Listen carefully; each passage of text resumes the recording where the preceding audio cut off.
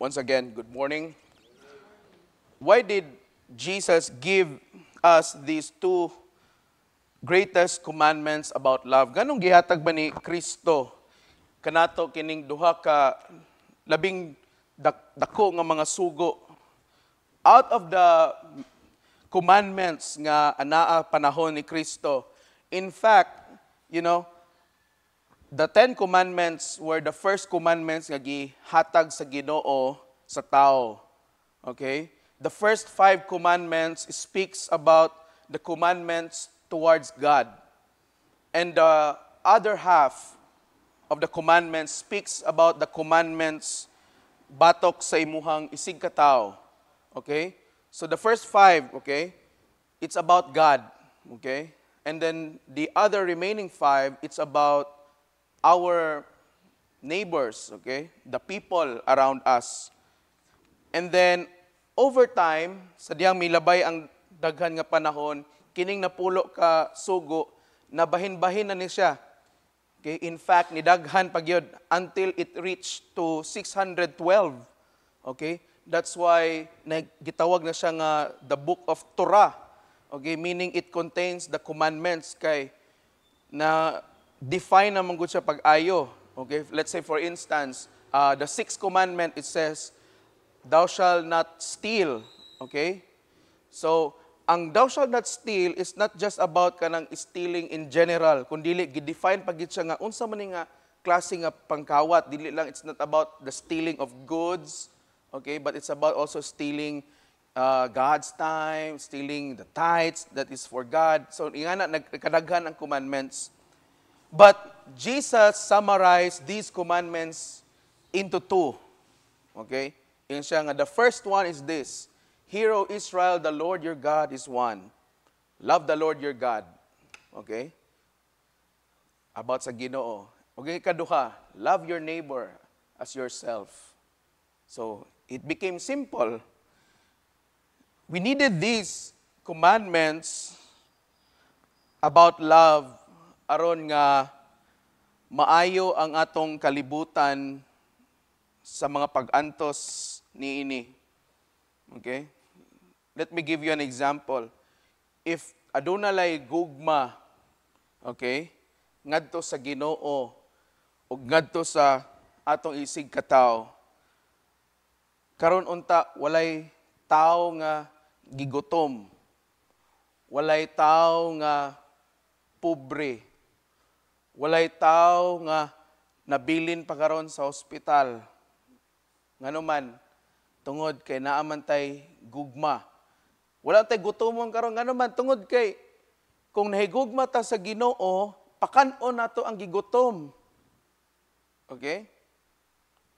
Kung tanawon nimo ang sitwasyon sa nasod nga India, India is suffering so much. Okay? Particularly children. Tungod sa kakulangon sa limpyo nga pagkaon ug tubig. Unya, kung ang tibuok kalibutan, mo respond lang ni ana because they love God, they will not hesitate to respond ni ana nga panginahanglanon, ana nga nasod. You might say, dili man gyapon kaya, Father. Okay, sige, dili kaya, but at least, okay, makuhaan ang pagantos. Okay? But many of us don't have the love of God sa atong kasing-kasing. That is why daghan gihapon ang nagantos karon nga panahon. And kita pod, we also experience the same suffering. Okay? To love themselves more than God because they love temporal power more than they love the people of God. Okay? Say, guilty betani. Ano? Labi na sa mga ginagmay nga pamaagi. Kita kag bata nang limos. Say, labyan ra nimo. Labyan ra nato. Okay? And kung imo naon nganong ato man tong wa man nato to bali-baliha. Maybe kulang tag gugma or wala gitay gugma at all. Usay mo rason ta, baho manggod, na ba? Samok manggod si panguhit. Pero kung tanawon nimo, magpasulabi di ay na ang imuhang personal nga opinion towards that person kaysa sa imong gugma sa Ginoo. Ang sugo sa Ginoo mao ni, love God with all your heart, with all your soul, with all your mind, and with all your strength. In short, love God sa imong kinatibuk-an nga kaugalingon. Love God with all your being. Okay? Let us also allow God to love us aron nga atong sinati sa uban ang iyang gugma. And we can only love others kung una sa tanan, mahigugma ta una sa Ginoo. That's why mao nga nauna ang pagigugma sa Ginoo. Because it is impossible to love your neighbor without loving God first. Okay? Usay, baliktad atong una-una. We only love God kung unahon na to pag-love ang atong isig katao. Baliktad. Kay how can you love God whom you cannot see if you cannot love your neighbor nga makita nimo?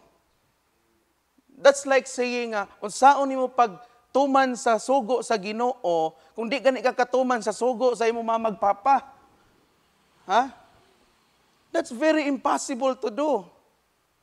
Okay? How can you obey God nga di nimo makita, di nimo madungog literally, if you cannot even obey your leaders? That's very impossible. Mao na nga ang una gid sa tanan natong buhaton, unahon natong Ginoo. Kay kung masabtan gani nato na to love God with all our heart, with all our mind, soul, and strength, no? Dali ra ang paghigugma sa mga tao nga atong makita, even our enemies. Okay? Og dili lang nato unta higugmaon ang mga tao, no? Ang labi nato isig ka tao nga tan-aw nato nga ato lang sila higugmaon kay moabot ang panahon makakuha ra gyud og pabor ani niya. Ni ako ning panggaon karon kay mautangan ko man ni manginahanglan ko. Di ba? It's not like that. Or, ako ning higugmaon kay angayan man sa higugmaon. No? Angayan sa higugmaon kay buutan man sa nako. Kani kay labtunon man kani sa ako, dili ko ni higugmaon. It's not like that, my dear brothers and sisters. Jesus is telling us to love our neighbors, even those who are impossible to love. Even those, the unlovable.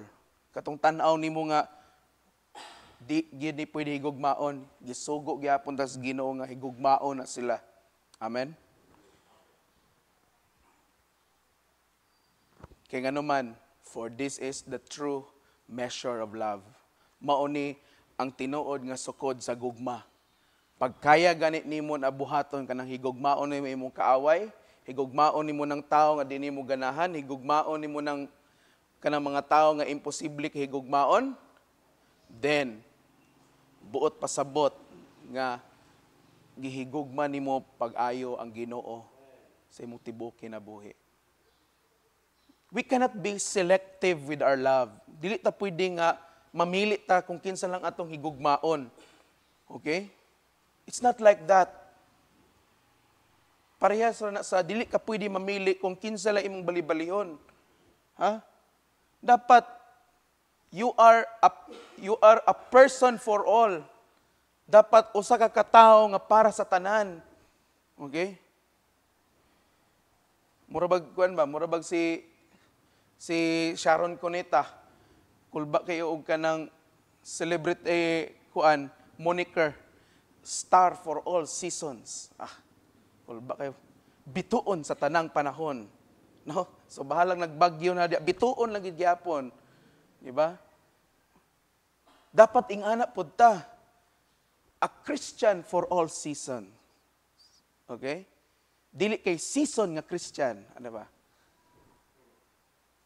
Kanang kung ganahan lang Christian, ana. Dili pwede tayo nga na dapat we should be a Christian for all. Ug labaw sa tanan, a loving person for all. Whether ganahan ka na niya, it doesn't matter.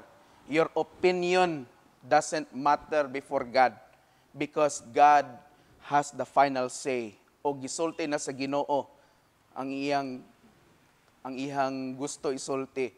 Higugmaa ang imong isigkataw sama sa imong kaugalingon.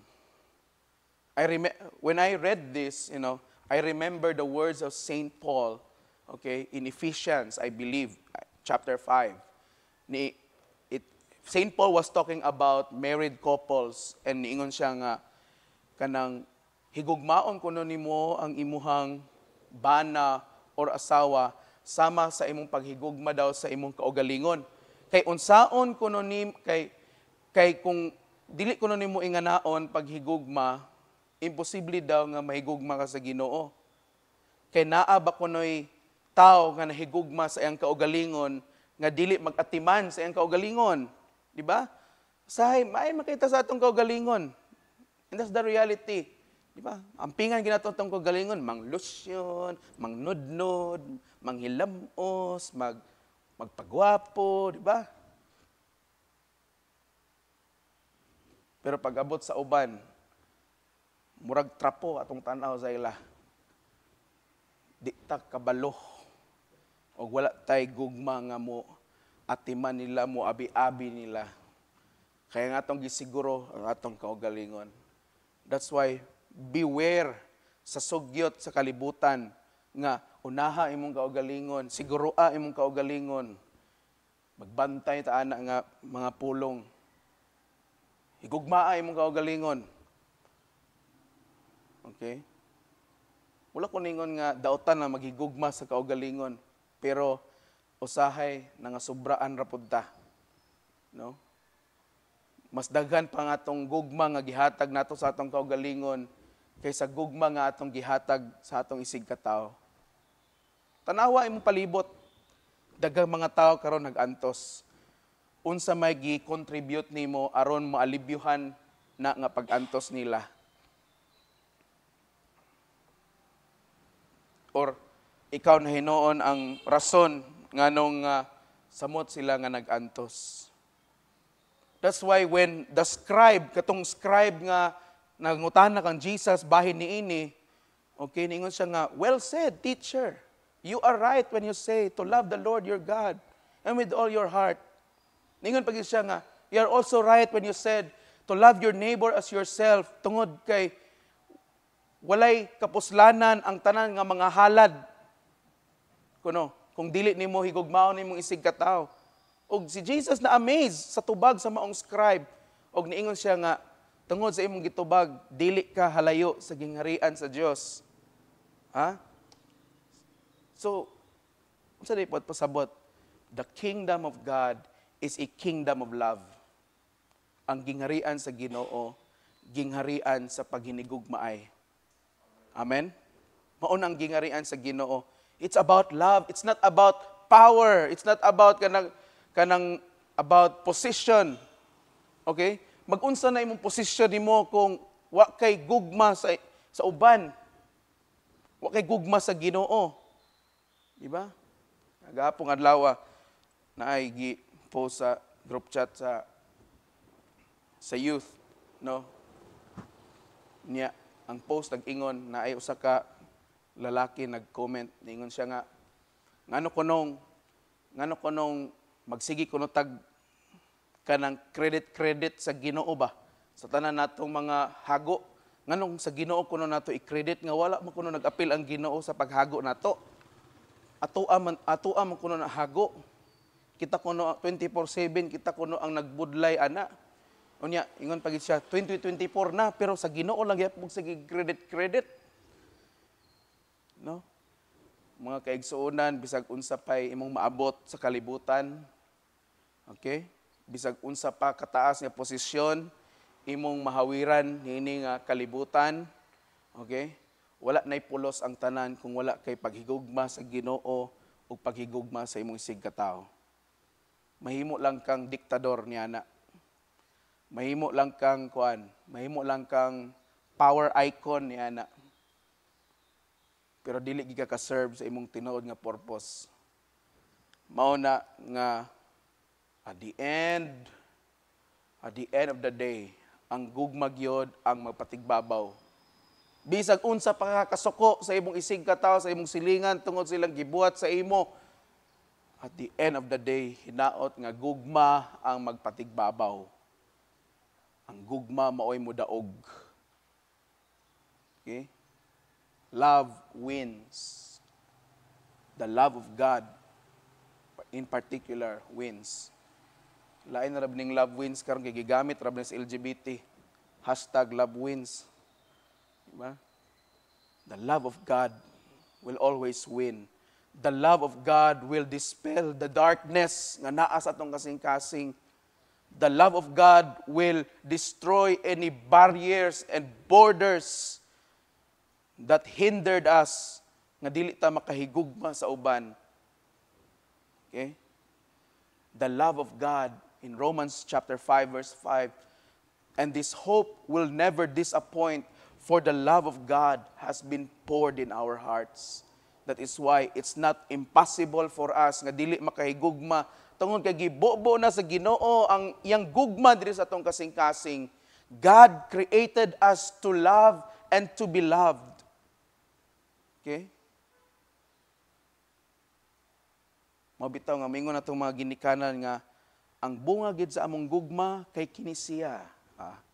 Ang bunga sa among gugma napo kabuok ana. The fruit of our love.